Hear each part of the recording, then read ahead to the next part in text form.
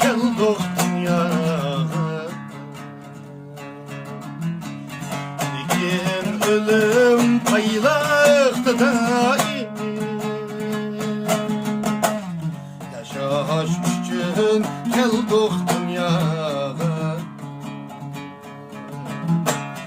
Lekin ölüm paylaktı daim. Sana merke olgan günü dostum, bana belki kıyamet hay. Sana merke olgan günü dostum, bana belki kıyamet hay.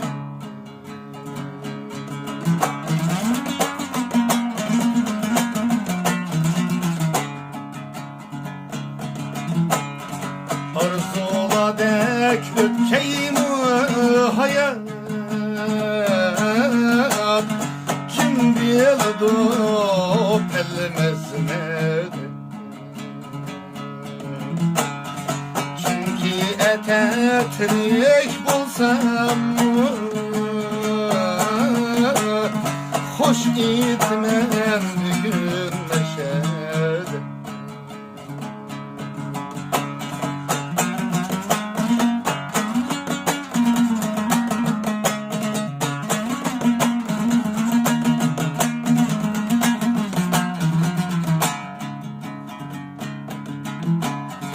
Ya sen burun ya men elgiri,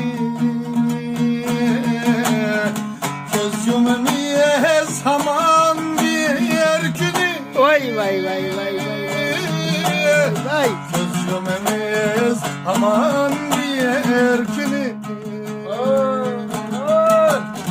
Şehasıba alem digenli, şert kılmaydı mengü külkünü. Şehasıba alem digenli,